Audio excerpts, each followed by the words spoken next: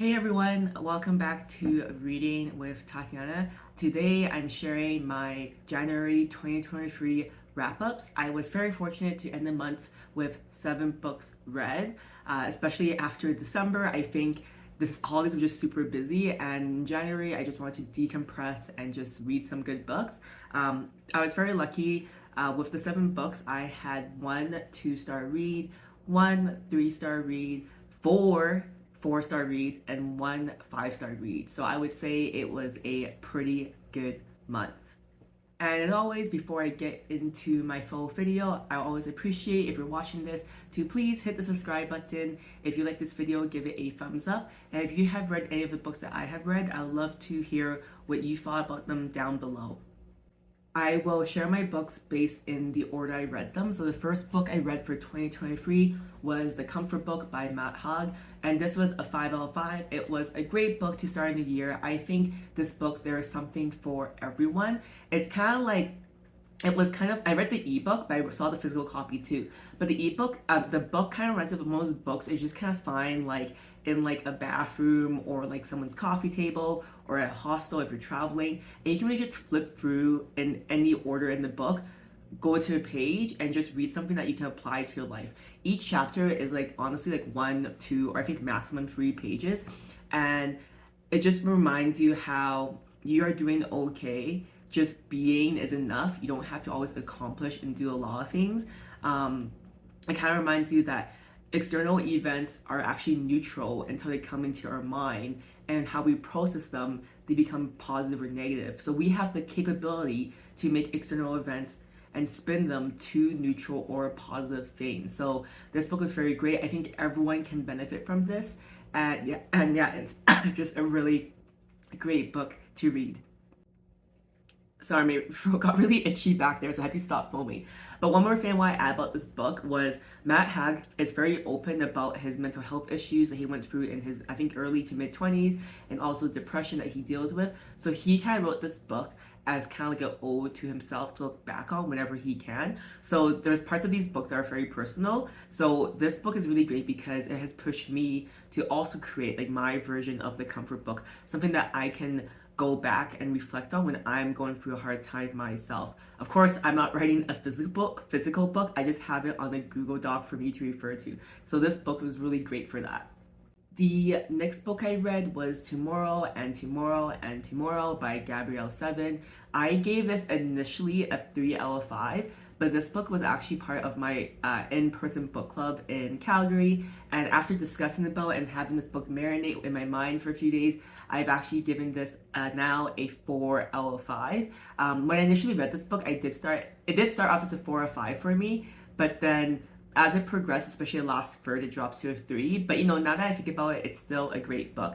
So basically, in this book, we meet Sadie and Samson. They be at a children's hospital because Samson is going through like leg surgery and stuff, and then Sadie's sister is going through cancer treatment. They bond over their love for video games, and they kind of like lose touch because of something. Don't want to ruin it. Because of some events in their childhood, and they kind of lose touch. And then they reconnect in their 20s when they're both in university, and they design this great game that becomes really successful globally. So this book kind of talks about their friendship through the decades and how things can change and grow and how different people come into your lives. I know I'm being very abstract, but I really think this book is worth reading, and I don't want to ruin it. But what makes this book so awesome is it spans several decades from their childhood until their like late 30s, early 40s. And I just love books like this because it just shows that people aren't static and they change throughout years and time, and it's just a really great read. I recommend it. My next book, which is my lowest rated read for the month, is Thank You Next by Andy J. Christopher. I gave it a 2 out of 5. I was definitely intrigued by the title because I love Ariana Grande's song Thank You Next. So basically, the premise of this book is we meet Alex, who is a successful divorce attorney. Alex is a woman, and she has been in a series of short serial relationships. And she comes to realize the common denominator in all her past relationships is that after her exes date her, they then find the person they spend like their life with. So it's kind of like similar to that movie from 2000s called Good Luck Chuck with what's his name? ooh, I forgot his name right now, but it's Jessica Alba and a comedian, Dane Cook, I think. And basically, Alex is on a mission to interview all her exes and find out what was it about her that she was lacking and what is it about their current partners that they like. So as she goes on this adventure to interview all her exes, she reconnects with her stepbrother, not by blood, but it's from her grandmother's husband's son.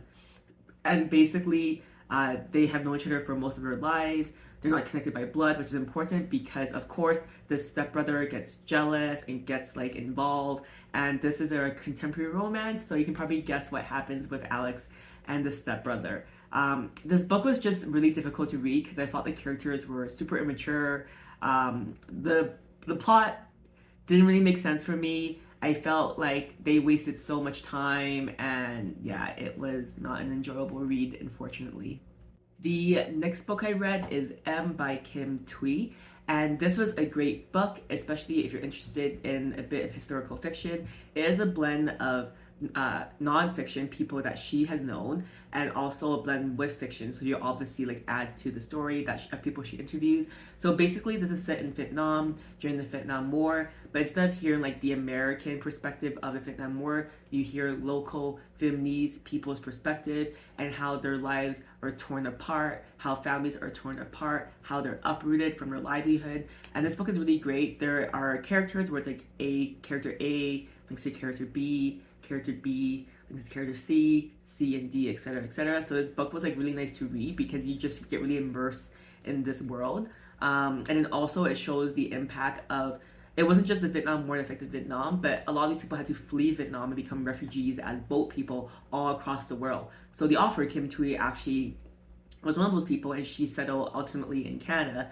So she talks about the impact also of people who, even though they're able to flee Vietnam, they still struggle settling in these other countries, or like now they have this new life they have to like absorb. So this book is really great. I only gave it 3 because it was a bit choppy, and because like it's a blend of fiction and nonfiction, it wasn't like very clear what the characters were doing, and like it was very short, and like I feel this book has the potential to be like a pachinko thick book where it spans several decades. So for me, I gave it 3 because it was lacking in terms of length and wanting things to be more fleshed out, but I still think it's a great read.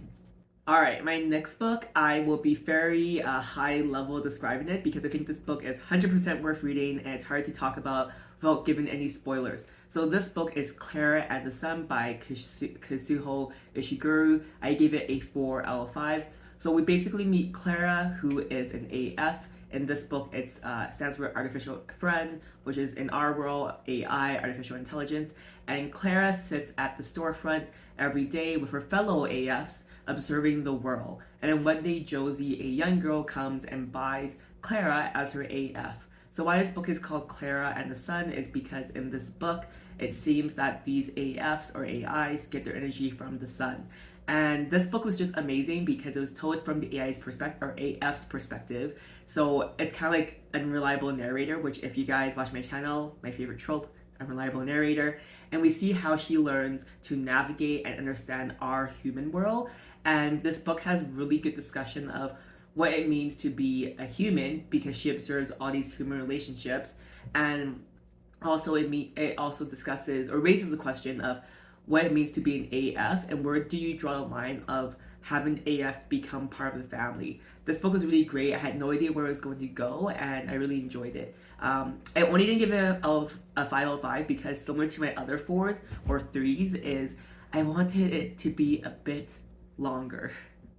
The next book I read for the month of January is The Color Purple by Alice Walker. This is a classic book that came from the 1980s, set in like the first half of the 1900s.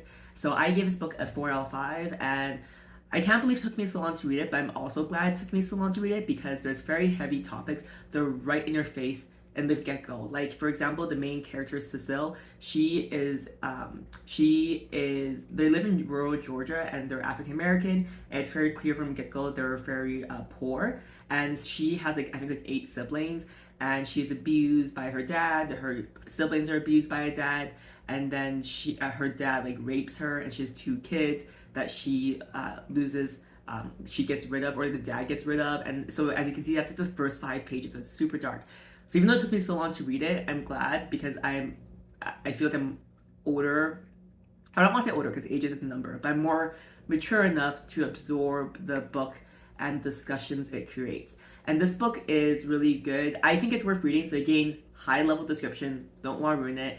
But basically, this book, the format is letters written back and forth. Originally, Cecile is writing to God, and eventually she starts writing to her sister Nettie. And in the second half of the book is Nettie, who is doing a missionary in Africa, writing letters back to her sister Cecile. So this book is interesting because it's written like communication back and forth to each other, and I really enjoyed it. There was it was very eye-opening for me as a Canadian to learn about this history of America because I have zero exposure to it. It was also great to learn about missionaries in Africa and seeing the local villagers' observation of what it was for these European countries to come and colonize and steal their resources. I've also had zero exposure of that from that perspective because I've only ever learned about the scramble for Africa and the resources from the Western perspective. So this book was kind of like a history lesson, but it personifies it. And this book is just great because it talks about like relationships, friendships that span over decades, and how what you see in movies and TVs isn't the reality, and it's okay because it's really what works for that person, for two people. And in a way, I believe it's really a coming of age story, even though Cecile is an older character, because she really comes into herself later in the later years. And yeah, it's just a great book. It's lovely. I love Shug, which you'll meet if you read the book. I love Cecile. I love Nettie. It's a great book. I would recommend to read it. I'm also going to watch the movie adaptation, and I'll do a review of that as well eventually on my channel. And the last book I read is Plot Twist by Bethany Turner. I gave it a 4 out of 5, which I was really surprised by because I think back in December or November, I read a Bethany Turner book, The Do-Over, which I gave a 2 out of 5. So as you can see, I do like romance if it's done well, and this was done really well. So basically, the story starts in 2003, February 4th, which is important, in Hollywood. And we meet an aspiring screenwriter who is getting hit on unwelcomely by a man at the coffee shop. And this aspiring actor comes in and helps interact and ward off the unwanted person.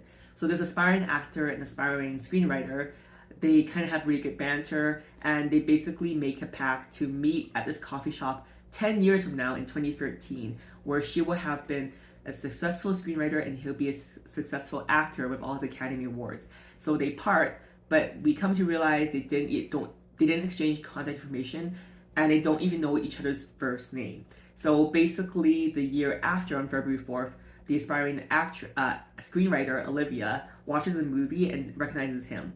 So she basically is on the quest to meet him. She has all these hijinks where she's close to meeting him, but it doesn't work out. And it's just like a really funny book about serendipity, things meaning to be, and I really enjoy it. I think I really enjoy it because this book is there's 10 or 11 chapters, and it's only set on February 4th of every sequential year. So it starts with 2003, February 4th, and then that's a chapter. And the next chapter is February 4th, 2004. And it kind of highlights everything that's happened since the previous year. And it's just a great book. And true to the title of the book, called Plot Twist, there were so many twists throughout this whole book that I didn't expect. And up until the last 20 pages, there's another plot twist. So I really enjoyed this book. It really surprised me. If you like contemporary romance, I would recommend this book. Thank you for watching until the end of my wrap-ups. I hope you had a good start to 2023 with your reading. If you've read any of these books, I'd love to hear what you thought down below. And if you have any recommendations for me that I have to read, please comment as well. But also don't, because one of my goals this year is to only read books on my TBR, which is over 400. But if you have a book that I must read, please comment it down below.